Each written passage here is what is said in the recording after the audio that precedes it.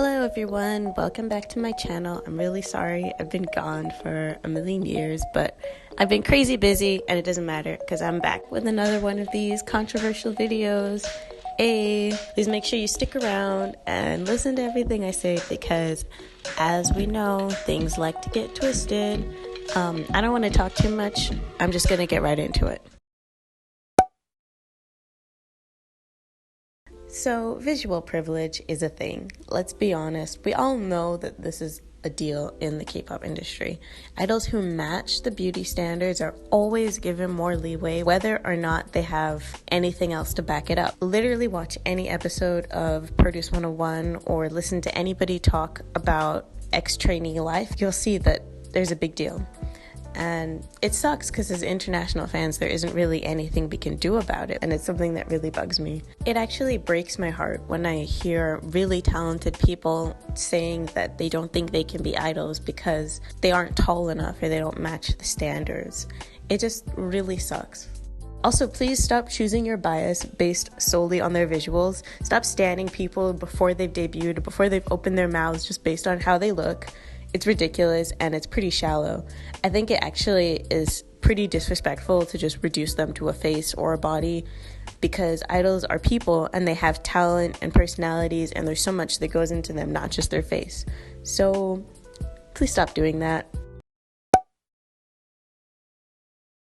Before everybody gets butthurt and jumps down my throat, I'm not going to talk about whether or not their friendship is real because I actually think it is, but everything about the interactions with BTS and Halsey just seems so unnecessarily public.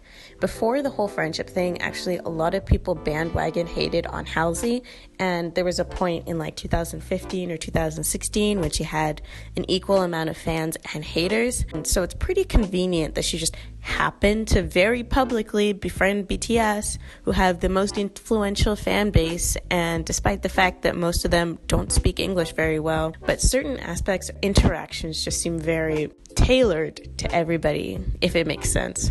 A side note, ARMYs, please stop commenting under everything Halsey posts with like BTS, because she's expressed that she doesn't like that.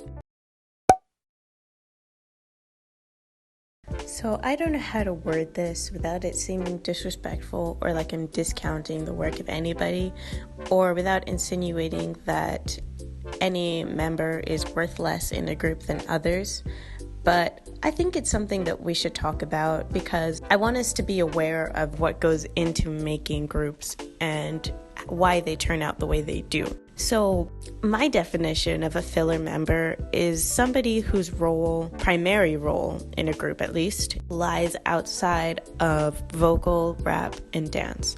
So they could be in dance position or in vocal position, but their primary role is something outside of performance, if that makes sense. So for instance, somebody whose role is to be the English speaker, and that's their primary role, or somebody whose role is to be the one who branches into acting or the one who branches into modeling and things like that. That's what I think of as a filler member. Or there's somebody who the company puts into the group because they want a certain number of members.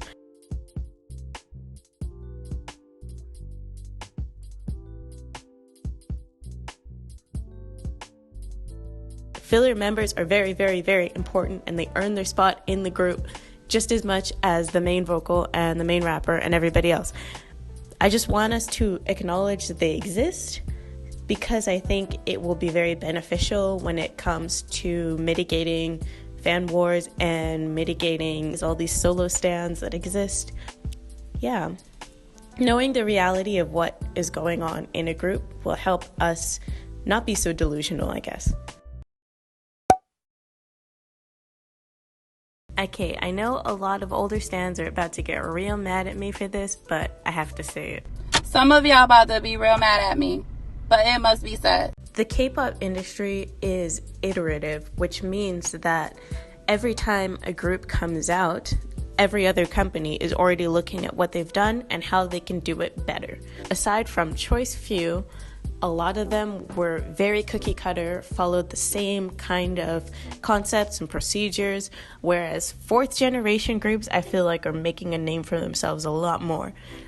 Maybe it's just because of the sheer number of people that have been debuting recently, but I definitely feel like fourth generation groups have been really bringing a lot to the table in terms of individuality, in terms of concepts, in terms of talent, and obviously visuals as well. I'll just say it like this: third generation walked so that fourth generation can run. And based on the way the industry works, because it's so competitive, the groups that come out later will be better than the ones that did before. I'm not going to talk about second gen because I haven't been around for second gen, but it's definitely true for third and fourth gen. As a person of color and a member of the LGBTQ community, it is a little bit of a tough pill for me to swallow in particular, but I know it's true that just because things are becoming more progressive where we are doesn't necessarily mean it's the same in other parts of the world. A 2017 poll found that 58% of South Koreans were against the idea of same-sex marriage, and there's been consistent stories about people who are not Korean facing a lot of racism in the country as well. So I want us to all be on the same page and to understand that just because the world is becoming more global doesn't mean that countries are going to shift attitudes as quickly as we would like them to. Yes, we have seen a lot of idols show their support. Also, shout out to Sunmi. I love her. I have many different sides of me. Yeah. Like dorky. And LGBT. But that doesn't necessarily speak for everybody. Unless they've explicitly said something or displayed in some way that they are supportive and open, there isn't really anything that we can do to make that assumption for them. Which is really sad, I know. I'm not saying that we should infer that all idols are racist or homophobic unless proven otherwise. It's just, we also can't assume that everybody's an ally, I guess. I don't know how to I don't know how to word this properly, but you know what I mean, right? Like, we can't just associate things with idols based on what we want them to feel or what we want them to think. It's just a sad truth that I think we should acknowledge that it exists. It's making me sad, so I'm gonna stop talking about it now. Okay, I'm gonna end this video here before anyone else unsubscribes. Thanks for watching the whole thing. Make sure you comment down below. Let's have a nice, respectful discussion about all this stuff. I'm gonna try to upload a lot more, but I am a full-time student and I'm really busy, so I'm just gonna do my best, but we'll see what happens. I love you guys. Stay cool. Bye.